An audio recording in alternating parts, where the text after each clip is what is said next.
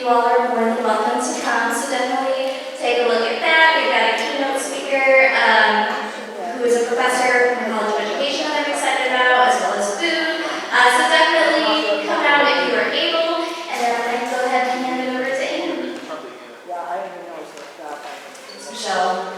Good afternoon. Welcome to the University YMCA. We're really glad you're here. I'm Ann Rasmus. I'm Associate Director here, and it's my pleasure to work with the Friday Forum and Conversation Café program for yet another year. We are in our 99th year of this program. So first things first, if you're here for that program, you are in the right place when you're here as part of a long tradition. There was a little, not confusion, but we had a shift in speakers for today, so just so you know, we had advertised Deborah Williams with the Nature Conservancy to be here today. Things changed on Deborah's end several weeks ago, and she was not able to be here due to some unforeseen circumstances. So we're super grateful to Sarah Livesay from Prairie Friends for pivoting and being willing to come and join us today. So thank you, Sarah, for being here. From the University YMCA side, I'm going to just keep our announcements to that today. I'm going to ask my good friend Kim Curtis, visual artist, activist, she's an artist activist in an exemplary way, and she'll talk a little bit about the work that she does here, to just say a little bit about what's going on with art here at the Y, with the exhibition next door, and then she will introduce Prairie Friends. So thanks again for being here. Thanks.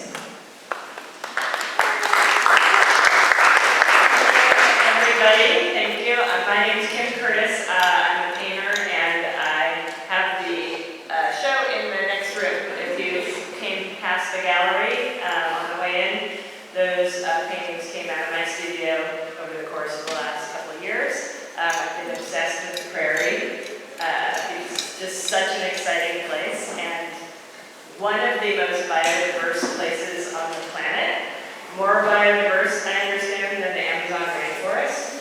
And we really need to be protecting it and restoring it, and Sarah's going to get into that. I also teach in the Department of Theater and the costume area, and I wanted to mention reading that we're doing. It's a reading with an acting group from Puerto Rico. It's next Tuesday in the Studio Theater at Cranbrook Center for the Performing Arts. It's free. It's fully in Spanish, and it's called The Madres, and it's about the Argentinian dirty war and some disappearing of people that happened during that time. And it should be an excellent reading by this Puerto Rican group, again, fully in Spanish with super titles, and it's free. So I just want to mention that. If you are a YMCA board member or Art at the Y committee member, could you please make yourself known so we can see who you are? Thank you. We really appreciate the work that the Y does. It just, on so many levels, impossible to name, from the radio station and media down below to all the social services, the New American Welcome Center that's in the Lincoln Square Mall, and this incredible programming, the Art of the Y, which is really engenders conversation around the mission of the Y, which is social justice, interfaith, communication, understanding, and environmental stewardship, global understanding. So, and if you know anyone who would like to exhibit in the gallery space, please let us know, because we're always looking for artists who want to continue these conversations. What else? Oh, the show next door, Regeneration, Painting the Prairie's Renewal, by yours truly, is open during Boneyard, and then it closes on Monday. So it will be open tomorrow, today 9 to 8 p.m., so it's open late today, and then tomorrow 9 to 5 p.m. And then I also have a show as a benefit and curated by the Prairie Rivers Network, and that's downtown Urbana for the Boneyard Arts Festival. It's in the Cohen Building, which is a new art space right on the corner of Race and Broadway. It's called Groundwork, and it's envisioning the future of Illinois from an environmental aspect. And that show is open 2 to 7 today, and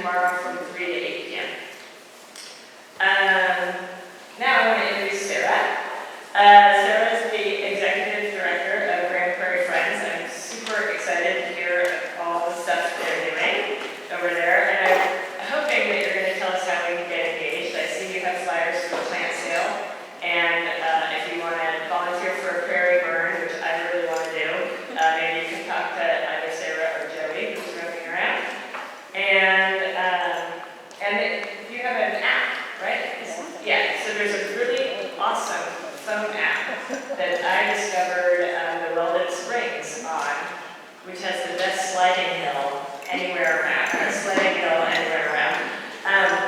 but maybe Sarah can tell us more about that. So, Sarah is a Central Illinois native. She graduated from Eastern Illinois University and pursued a career in field biology and environmental education. From 95 to 2017, Sarah focused on the development and capacity building of conservation, nonprofit, and government entities, including state DNRs, Association of Fish and Wildlife Agencies, and Japan Parks and Recreation, among others. Since 1984, when I graduated from high school, Grand Prairie Friends has served as a conservation land trust, which preserves, protects, and restores over 1,200 acres of natural areas across 6 counties in East Central Illinois. In 2017, Sarah was hired as their very first executive director.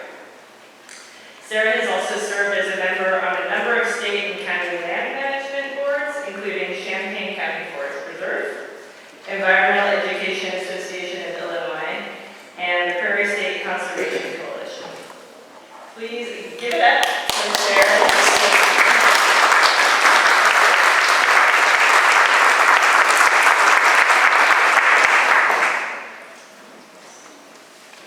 Good afternoon. Thank you for that very gracious introduction. So Sarah Livesay, Executive Director for Grand Prairie Friends, as was so wonderfully introduced. I'm here today to talk about the roots and shoots, 40 years of Grand Prairie Friends in East Central Illinois. We're going to get all into it. So Grand Prairie Friends began as a grassroots organization of people that wanted to save one prairie in northern Champaign County, the Short Line Prairie. So the 6 of them got together one evening, sat at a dinner table and said, how do we save this prairie? They pooled their own money and together purchased the Short Line Prairie. They decided to call themselves Grand Prairie Friends of Illinois. Not so much for the prairie itself, but for the natural division that they live in. The state of Illinois is divided in a number of natural divisions based on the ecotype, the ecosystem that is in that territory. You all live, surprise, surprise, in the Grand Prairie division. And someone tell me, I'll give you a little hint, we had about 88% prairie coverage in Grand Prairie division where you live. Somebody, I have nice prizes, somebody tell me, shout out, what percentage of original prairie remains? 2. Less than 1. Who said less than 1? Okay, it is 1/100th of 1%. Oh my God. 1/100th of 1%. And I do have gifts, I wasn't kidding. And so this group got together, they started to protect what is now the starting of Grand Prairie Friends. Oh, and I'm wrong. So with that, we today serve a mission, a 3-pronged mission. That is to preserve, restore, and promote the prairie areas in Grand Prairie, in East Central Illinois, but also the woodlands, the wetlands, all of the other natural communities of East Central Illinois. So let's back up a minute, and how many of you are familiar with land trusts? Okay, that's why I'm here today. So I would like to walk you through, and I've worked in all of these different entities. So a park district, forest preserve, those which you may be more familiar with certainly, those are governmental bodies. So they are taxing bodies. So you pay for those services. As a land trust, we are a nonprofit. We are a 501c3. So it's going to look very different. And there are definitely pluses and minuses. And you can imagine in a park district and a forest preserve, people are paying their taxes, as I said. And so there are constituents that have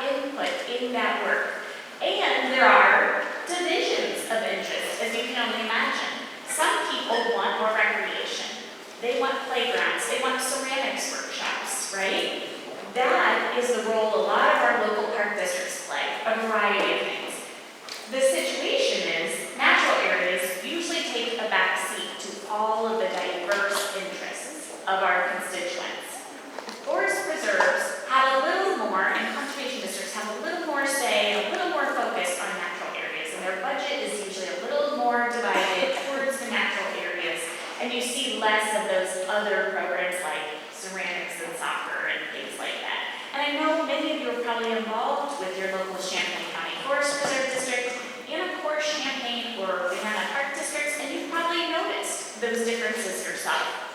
As a land trust, I will say we may not have the robust staffing, we may not have the tax income consistently that we can depend on, but we can be mission forward. And what that means is that natural areas will come first with what we call passive complementary experiences for the people that love these spaces and maybe don't even know about these spaces yet. We're going to talk about that in a minute too. So the other bonus, and I can tell you this again from experience, and many of you, if you've worked in any governmental entity, there's a lot of red tape. There's a lot of time constraint and requests that have to go through. I remember requesting a book when I worked at one of the state parks, and it took 7 months to get it approved to go buy these books for the state park. In land protection, that just doesn't work. It's just not going to work because the parcel is imperiled, it is at risk, there is imminent threat, perhaps the landowner wants a quick sale. That's not going to happen in a governmental entity. So what can happen is our nonprofit can step in, and if our board of directors is on board and it fits our prioritization, we can move. If we have the funds, we can move. And I want to recognize some of our board members that's in the audience. Valerie Sivicek. Thank you, Valerie. I always say my board of directors is so brave. They are brave and they are thoughtful and calculated because they make these decisions, sometimes on a monthly basis. So this is just a little bit of background I wanted to get at. Oh, I did it again. Okay, so the background, I told you I'm going to walk you through the history, 40 years of history. So starting in the beginning, for many, many years, we only managed about 30 acres. Keeping in mind an acre, sometimes that's hard to fathom, it's just short of a football field. So again, we started up in northern section of our service area, Ford and Iroquois and northern Champaign County. And these were some of the spaces that immediately we protected. Again, the shoreline Prairie, that was that entry into this good work with those people that sat around the kitchen table.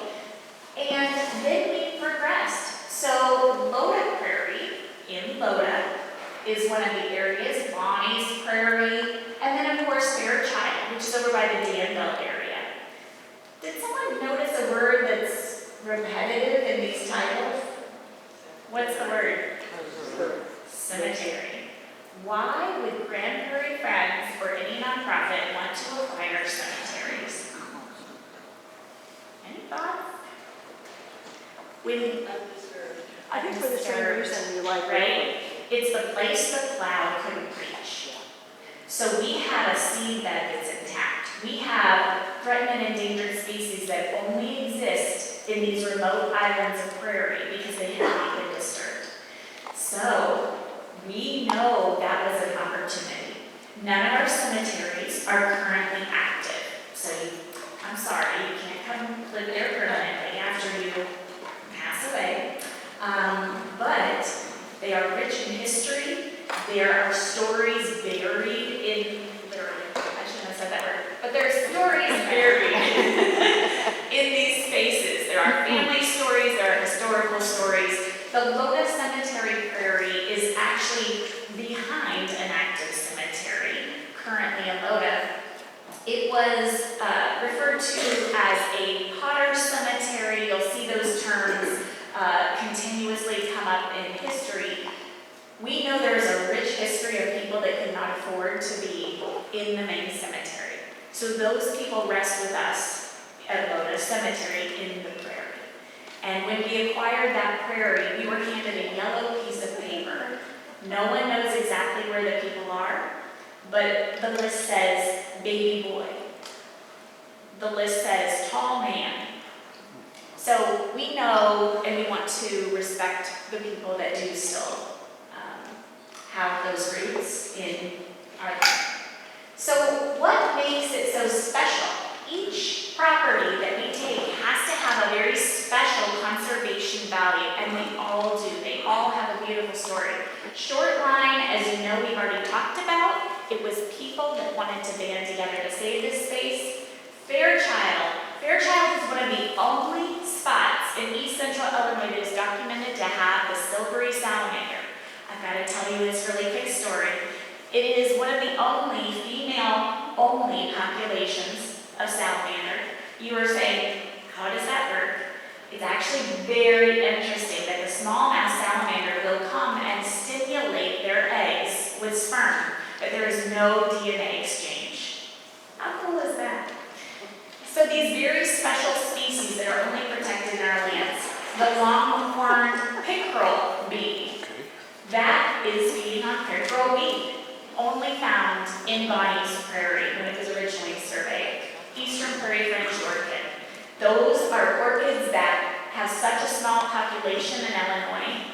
Immediately as they start to open, Joey, our prairie specialist, Joey, if you want to raise your hand, he will call up to our northern prairies. They will put their pollen on dry ice. They will ship it FedEx overnight, and our specialist will hand pollinate those species. We are saving species. We don't want the genetics of that small population to be shared. We want to try and grow the species. So that was the first few years, 20 years, if you will. And then what happened next? Well, we went south. So someone reached out to Grand Prairie Friends. It was actually a family foundation in Coles County. And Coles County is where Eastern Illinois University is. And for those of you that may not be familiar, it's about an hour south of here. A design emerged. In conservation, there is a principle called landscape conservation design. The idea was, if anyone is not familiar with Lake Charleston area, big reservoir, some of you are. So as you can see, the Woodard Conservation Area, that large lake, Lake Charleston, sits to the north. To the south, you can see at the very bottom, Fox Ridge State Park, obviously owned by the Department of Natural Resources, where Woodyard is owned by the municipality, the city of Charleston. The big idea was, what if we could create a corridor of protection between these natural spaces? And Grand Prairie Friends might be the answer to that. If we could come in and purchase the lands between these two sites, we would effectively create an entire corridor for animal and plant dispersal, which conservation tells us is the best policy. No one wants to live on an island. We all lived that in COVID, right? It wasn't great after a minute. And neither do plants and animals thrive in that environment. So could we do this? Could we round up the money? Could we find the community support? Remember, we had never been in Coles County before. It happened. So we began in about 2012 with funding through that family foundation to get us lifted off. That is the Lumpkin Family Foundation that has a huge investment in this space. We called it Warbler Ridge. And I'll tell you why in just a moment. In 2014, you'll see more land was added. That is by Larry Hunt, who donated that space. He was an ornithologist with Eastern University, and he had his precious warbler woods that he loved. And that was the inspiration for how we are going to continue and name all the properties. Moving on, 2018, 2020, as you can see, the map is growing, This was a combination of factors. Many landowners approached us and said, you know, I've been farming in the bottomlands, and I probably should not be. It floods more years than I get a crop out of it. Would you be interested? Other neighbors came to us with donations. And then some went on auction. Some went up for sale publicly. And so again, that benefit of being a nonprofit entity, we can move fast and follow the goal. Keeping in mind, this this was extremely strategic. This was not a land opportunity, we'll take it as it comes. We had a very strategic mission to complete the corridor. Moving on to 2012, moving on to 2026. So look at the difference between the start here and today. So not only did we almost complete the corridor, but look up at the very north, you'll see the green. So we are now extending north of the corridor, and you will see that we now connect the lowest south green. We literally connect to Fox Ridge State Park. And we named that parcel the Landing, Warbler Landing, for that purpose. We've now landed at the end of that corridor.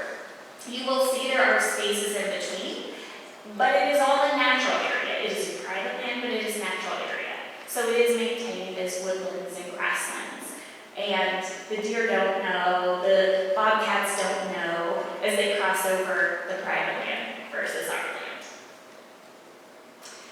This was the conservation value for this property. So I mentioned the bee and the salamander and some of those wonderful species that make those parcels so important. This is the Emperor River.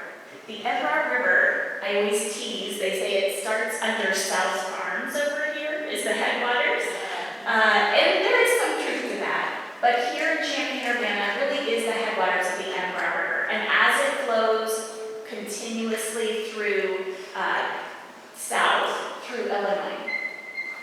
Our first property on the Emperor is in the Tolono area, and that is the Burnett Land and Water Reserve. And then moving south, as you know, Warbler Ridge is now 14 river miles are protected by Grand Prairie grants. Oh, and I have to tell you, we named this property Warbler Bend because of the bend in the river. And by the way, I still have never got to name a property, and I'm a little bitter about it, but my board and my staff have, so now we need at least one more property, so I get to name it. And I need you all to advocate for me, okay? All right. I have one huge announcement, and I have to tell you, I've never got to publicly say this because it happened last night. Last night, we closed on Rocky Branch Nature Preserve. This beautiful 150-acre property is on the Wabash River. It is huge sandstone over cliffs on the river. It is some of the most highest quality conservation land for threatened and endangered species, and it's now owned by Grand Prairie Friends. And I'm so happy about that. This was a property of the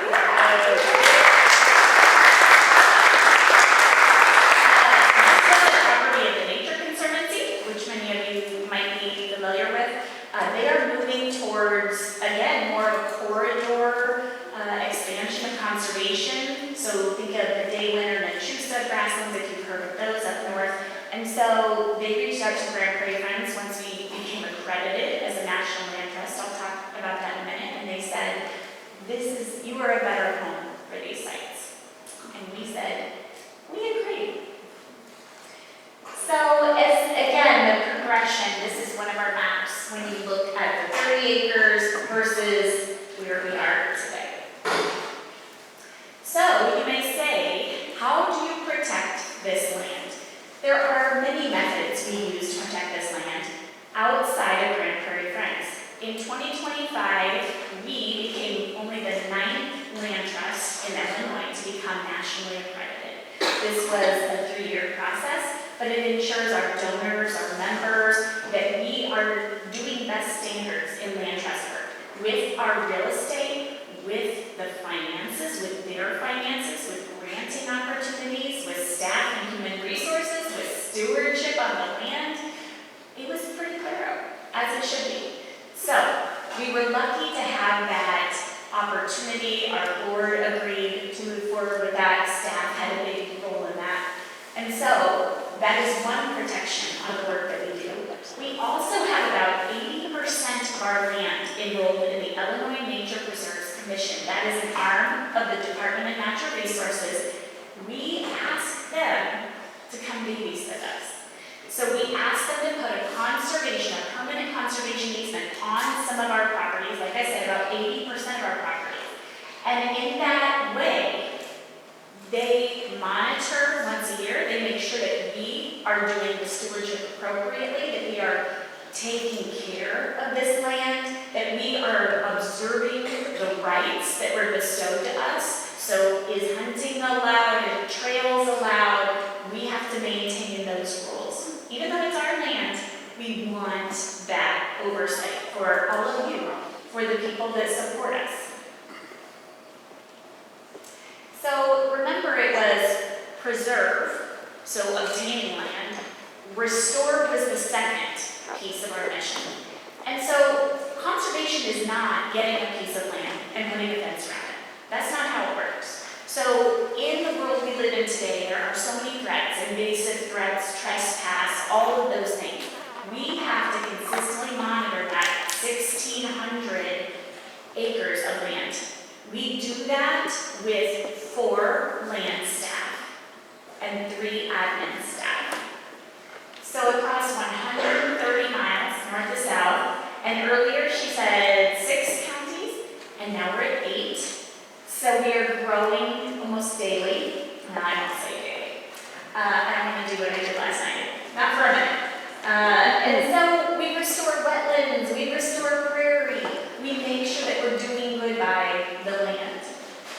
We create more habitat in those flooded fields that I talked to you about, where it wasn't the best procedure to be in production land. We've done that twice. And so we actually do reforestation. We're at 90,000 trees in one section of Warbler Bottoms. And just in that Toronto area, we're at 27,000 trees. One of the things we also restore are work for the endangered Indian bat. We have found that Warbler Ridge is one of the only maternity colonies where there's reproduction of this endangered bat. With that, we have artificial roosts. We've planted the 90,000 trees, all of those things. I'm going to have Joey pass around Brandon bark. Brandon bark is an artificial bark in which is wrapped on very specific structures, and the bats tend to love it. 90,000 trees take a really long time to grow. These are tree specialist bats, but it's going to take a minute. So we have the artificial roosts. First and second years we monitored. We're now in year 8. In any evening in July, we invite you to come. We have more than 700 bats, endangered Indiana bats, emerging from these sites. So you might say, how do you pay for this? That's a really normal question. Remember I said to you, we are a nonprofit. So how does that work? We have to be extremely strategic in our work. And I wish we could take a lot more parcels that we get offered, but that's not how this works. We have to be extremely strategic and extremely selective in the work that we do. Our board does not think about, they don't think about, oh my goodness, this would be absolutely gorgeous. They have to think about what is our prioritization. So we have woodlands, prairie, remnants, anything along a river, waterway, those are our priorities. And so with that, they have an entire checklist of almost 30 prioritization pieces that they have to make their way through. And then a lot of discussion. And then can we come up with the funds, not just to get the land. Remember, that's the easier part. How are we going to pay for this forever? We take these lands on in perpetuity. How are we going to steward it? How are we going to restore the wetlands? How are we going to staff it? How are we going to put gas in the truck? How are we going to pay for insurance? Those are the things, the operational things day to day, that are the hard things to keep up with. The way we do that are people like you, donors, members, plant giving, and people leave us in their estate, lots of grants, and federal land programs, investments, endowments. Those, as you know, have been drastically threatened in the last couple of years. That has put Grand Prairie Friends on pause with new staffing and new land, to be honest. Some of the federal land programs we use are in the Farm Bill. They are environmental quality incentive programs, conservation reserve programs. Most of those were frozen for a long period of time, as you may or may not know. And so it has given us pause to think about and had to be very strategic.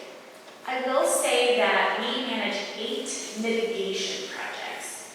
And what that looks like is, that saying, if you build it, they will come. That's not how it works. When an endangered or threatened species is threatened, the U.S. Fish and Wildlife steps in, and they have to find what's called an in lieu fee partner. That is a nonprofit that they trust, that is accredited, and that they believe can make things better for that impacted species. So what we see mostly are the wind entities when we have our renewable energy projects that we work on. We don't work with them specifically. Again, they go to U.S. Fish and Wildlife to get their permitting, and then we work with U.S. Fish and Wildlife. Again, we've done 8 of these projects because we have been so successful in specifically the tricolored and the Indiana bat in restoring those areas for them. So, remember the last one is promote. We have to get the next generation involved in this work, or it is not going to happen. So, we get our volunteers out there. We work with youth all the way up to our seniors. We have 11.5 miles of primitive trails, those that don't impact the natural resources. And we invite you to come do this work. Our volunteers have spent more than 3,000 hours on the ground just last year. That is from, as she mentioned, prescribed fire burning. It is monitoring bats. It is removing invasive trees. It's working at all of the wonderful celebrations in the communities. This is the work. This is what makes it work. Are you, the volunteers that can get involved in Grand Prairie Friends work? In the diversity section, Grand Prairie Friends works very hard. We've been working through, our board worked through 2 years ago a training opportunity, a professional development opportunity to say, how can we get more people and have our doors more open? People that may not be familiar with the work that we do.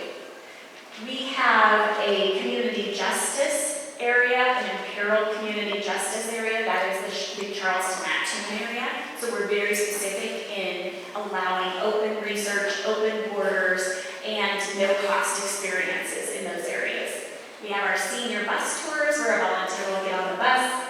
We have our wounded veteran program that comes in, and they get the opportunity to have the bottom preserved for an entire month to get out and have camaraderie and experience some of our deer management.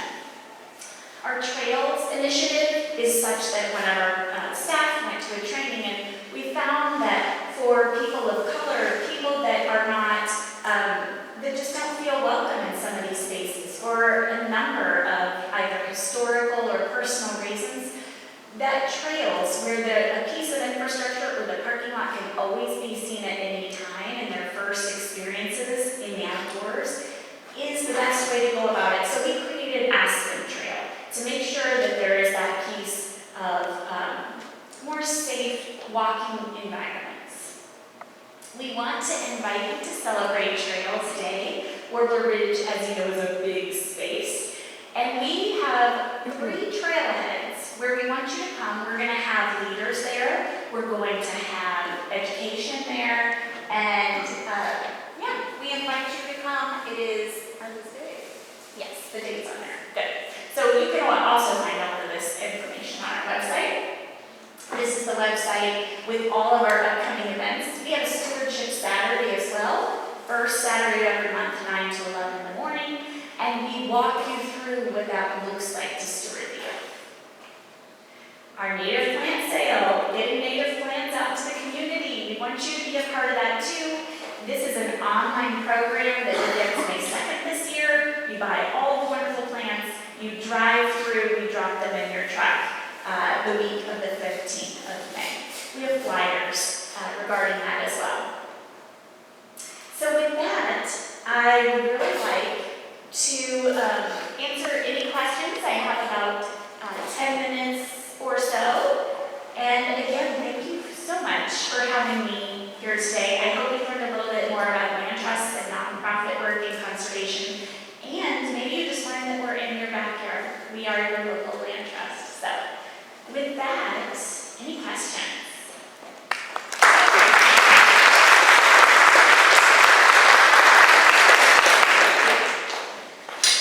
So, from what I understand, you in your main organization tends to prioritize East Central Eastern Illinois, correct? East Central Illinois. So just south of Kankakee, Illinois, all the way down, straight down 57. So Ford, Iroquois, Champaign, Douglas, Coles, Vermilion, and then Shelby County. All right. So, are you guys in partnership with other land trusts that are also in Illinois? And if so, how has their impact helped you guys as well? Yeah, absolutely. So the Prairie State Conservation Coalition is the membership organization for all land trusts in Illinois. And we do exactly that. We share information, we learn from each other. Some are specialists in real estate, some are attorneys, and we all share that information. We learn from each other, the good and the bad, land transactions, what grants are available. Sometimes we don't share that part. But for the most part, yes, we absolutely operate together. And locally here, over in the Bloomington Normal area, there is another land trust called Parklands Land Trust. So that's, there's also the Land Conservation Foundation that is in this vicinity, more Piatt County and things like that. So yes, yeah, great question. Oh, yes, yes. Hi, thank you so much for great, very beautiful slides and great job. I wanted to invite you to talk a little more about, you started off by saying how a nonprofit organization like Grand Prairie's have very different sort of goals than a state park where you can take, or a local park where you can take certain classes. But then you also talked about getting accredited and accreditation bodies and working with the state for oversight. So I'm wondering about those different standards of, what counts as good conservation and goal, how those work together. That's a great question. So the Illinois Nature Preserves Commission that monitors and has an easement on about 80% of our land that I mentioned, it is an arm of the Department of Natural Resources. We sometimes call it a very remote cousin. So they are able, with their funding, to focus for just very specifically on land management, which is different than the Department of Natural Resources as a governmental entity. As you know, they have a recreational focus, everything from mountain biking to hunting and things like that. So yes, it can be messy, but it is very distinct and different. We partner with a number of agencies, also the USDA, the Natural Resources Conservation Service, in order to get grants and funding in the work that we do. That being said, we can keep our autonomy as a nonprofit, and we can stay very mission focused in the work that we do, and only include those other entities when it already fits into our mission. Similar with the mitigation projects. Only would we take one of the mitigation projects if it already fits in our mission, in the work that we do. Does that make sense? Yeah, thank you so much. Okay, Joey I'll let Joey stand again. Oh, Joey has a sign-up sheet, so if anyone would like to get your email on our wrists as you exit, or leave us a business card or anything, or just write it down. Question. I'm sorry. Oh, I love it. Hi. Hi there. I like your presentation. I was wondering, do you have any imminent threats of anybody saying, hey, that peat's been growing under that ball for a long time now, we want what's under there? Anybody threatening or anything like that to drill and all this kind of stuff? Right. So, specifically mineral rights, is that what you're kind of thinking on? It could be, right? Okay. So when we go through our acquisition process, some of the things is required is that we get mineral rights on all of our lands. So one of the other things is that there can be no encumbrance on the land when we take it. We can't have wind turbine leases, certainly. That would be pretty devastating to a bat economy. So we have to really vet and think about those things. Also, remember I said passive human amenity. So we have to be really careful about what we allow and don't allow on our properties. So no collection can exist on any of our properties. You can come mushroom hunt. We do have poaching situations, especially the ginseng and leeks right now. Leeks have become a big food product for a lot of restaurants. So those are some of the things we have to weigh, but at the same time, we want people. Our board of directors requires that all of our sites are open to the public. So we have to be very careful with some of those things. Does that kind of answer it? Well, I guess what I mean is something more like coercive, like outside versus imminent domain, whatever, saying we want this and that kind of thing. Yes, we have not had any eminent domain. What we do have is private landowners who also own the property. And so that is a threat to us. And this is why Grand Prairie Friends, as an accredited land trust, we cannot pay more than $1 over appraisal price. The problem with that is anyone could charge anything they want for a property. When you put your house up for sale or your piece of farmland, you can charge whatever you want. And there are people that will pay it, certainly. We cannot. We cannot. And part of that is so that the larger land trusts, maybe out west, don't come in and create a monopoly of taking over all this land and make themselves bad neighbors and give land trusts a bad name. So that we lose properties for that. That's a big thing. I'm actually working on a property right now where the landowner wants more money, and how that comes out is usually those that work with us want to work with us to save their land, save their heritage, save their grandpa's piece of land. They want to save the scarlet tanager that comes back. We have so many stories in our land. At Warburg Bluff, we have Cliff and Lynn, who Lynn recently passed from cancer. Cliff wanted to preserve that land, especially this bluff where they sit and watch the sunset. So we have a beautiful bench in memory of Lynn. And that's part of the work. It's not just about natural resources, it's about preserving stories, family stories in the land. But that is our biggest issue. Hello again. I was wondering if you could just explain to people the importance of burning and the phenomenon, because I think some people don't understand how that works. Absolutely. Burning is known as one of the most essential tools in land management. It may seem counterintuitive, but here in Illinois, we have such invasive pressure with other plants and even native trees. So just because you're native to this area doesn't mean you're not invasive. So when we look at things like, we call it maple takeover. So maple trees are one of the native species. They grow faster, they're more aggressive. So what happens is they have canopy then, which crowds out our baby oak trees. And they don't have a chance to get out. They're slower in growth. So what has to happen is we go in and do management on those maples. They don't do well with fire. So we will go in and have fires in those instances. Prairie is an essential, again, fire is essential for prairie, because our prairie, for about every inch you see above the ground of our prairie grasses, about 2/3 of that plant is under the earth. So that genetic material is kept under the earth. So fire will not harm the integrity of that plant. Now, also, that material, biological material that enriches the soil, and some of our prairie plants actually will not open their seeds until they're burnt.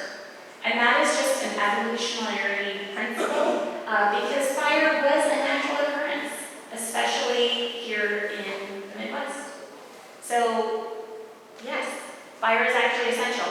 What I do want to tell all of you about, not to get political here, but I encourage you to attend your attention to a state bill that is open right now for prescribed fire. Two of our sister land from prescribed fire insurance coverage in the last 2 months.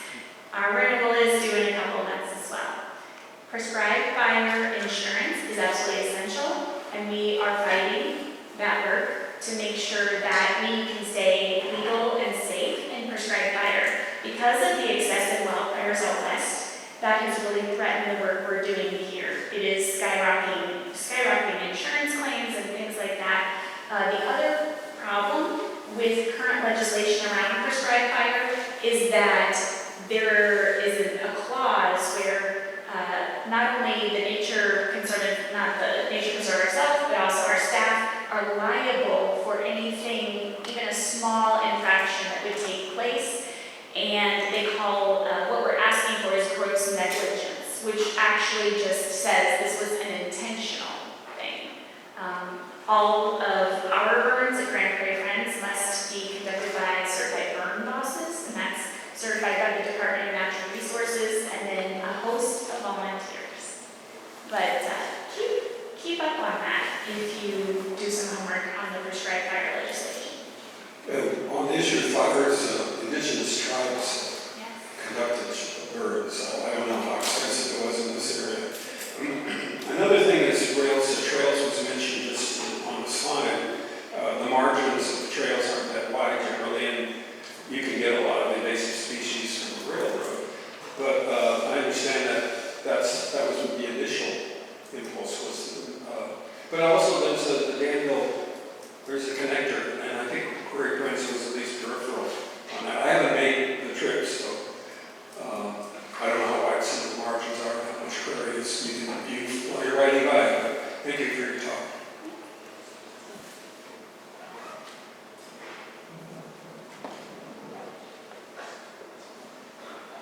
Kind of piggybacking on the burning thing, could you talk a little bit about prairie restoration, like the difference between original and restored, and how is a restored prairie made? Excellent question. So, and I may have dropped that vocab word today. So, Loda Prairie, the Paxton, Prospect Prairie, Bonnie's Prairie, those are what we call remnant prairies. And again, that's areas that were not plowed or disturbed, and we're going to have original species, hopefully, in some of those areas still. So, undisturbed land. What we see now more so, especially in park districts or urban areas, are using natural prairie plants, usually like a hybrid or a cultivar, in these natural spaces, which is wonderful for education and habitat to some degree. What we're finding though, and I didn't mention that Grand Prairie Friends hosts almost 20 researchers a year that come on our properties from all across the United States. They're finding that a remnant prairie and a prairie restoration do not compare in the amount of high ecological biomass we're seeing. And one of the really cool things is also for so many years they say, why won't these plants thrive in a restoration? And we're finding it was well below the earth. So these soils in remnant prairies have microbial, ecosystems, if you will, that are allowing our native prairie areas, our remnants, to thrive when restorations just couldn't, obviously, repeat that. So it's very interesting. Not to say restorations, again, are unimportant because they serve so many other, but that is the difference between a remnant and a restoration.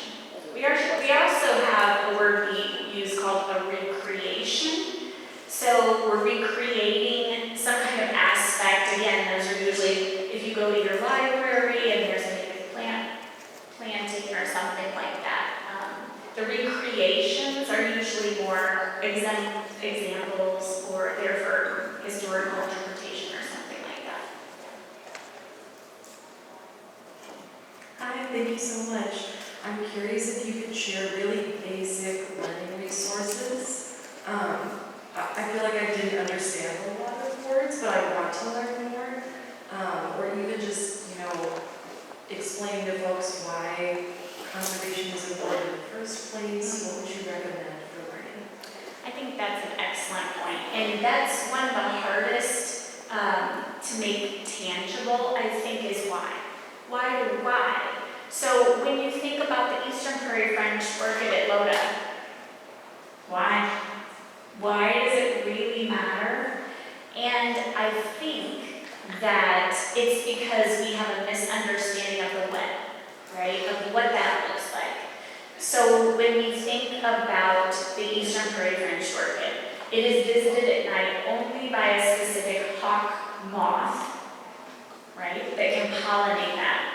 That is fed upon by handful of sparrows, one of our also imperiled species. So if you lose one thing, it certainly becomes a fast chain. And that is one of my biggest reasons of why. We can certainly, and that's biologically, but we can also go into the conversation of Richard Liu's research. He is a researcher on our mental and physiological impact that nature has on us if we lose those things. Even looking at green can reduce your blood pressure and your stress levels. And there's just so much we don't know. We don't know what we don't know. So I think saving and working on conservation is really being proactive in protecting the things we just don't know are connected. Similar to the research on microbes that we just found out. That is something, we just didn't know about. As far as resources, so the Land Trust Alliance is a great resource that can walk you through more details of what a land trust looks like. And then specific to Illinois, I had mentioned earlier the Prairie State Conservation Coalition, and they have a great website as well that can walk you through. Grand Prairie Friends also has a great website, and in our background information, it walks you through some of the work and early restoration and why we did that. I would also refer you to join and jump on the listserv for the Illinois Natural History Survey. They do so much robust research, and it's really helpful, just like the microbial work that they just did.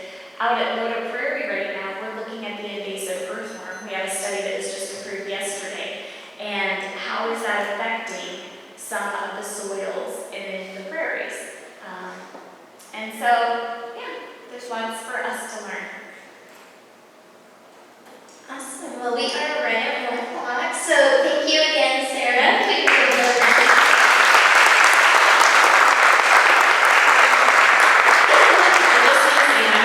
It wasn't on the website for upcoming events, but the Bonnie's Prairie up at Watsika and the Fairchild property out by Danville, those are two sites we very rarely take people to. They're always, again, open to the public, but they're very rare ecosystems. And Joey is going to be leading a bird and wildflower walk at both of those sites.